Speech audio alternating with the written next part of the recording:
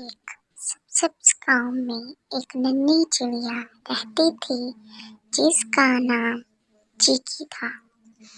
Cheeky बहुत होशियार थी। उसने सोचा क्यों ना एक छोटी सी दुकान खोली जाए जिसमें वो चाय और अंडे का काम करेगी। वो जंगल गई और वहां से खुशबूदार पत्तियां जमा की। चिड़िया की चाय की खुशबू पूरे गांव में फैल गई। चिड़िया की दुकान पर सब जानवर आने लगे।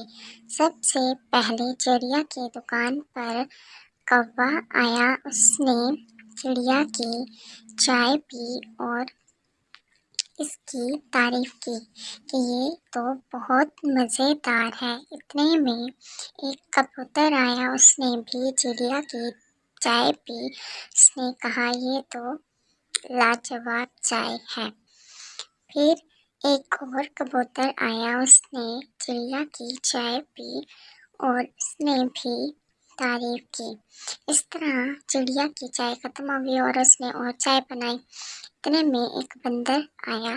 उसने चिड़िया को कहा कि मुझे एक शहद और अदरक वाली मज़ेदार चाय बना कर दो। इस तरह हर रोज़ चिड़िया की दुकान पर सब जानवर आते और चिड़िया की मेहमान नवाजी की तारीफ करते। चिड़िया बहुत खुश थी कि इसकी दुकान कामयाब हो गई। यूं चिड़िया की चाय की दुकान इस तरह चिड़िया की दुकान गांव की सबसे पसंदीदा जगह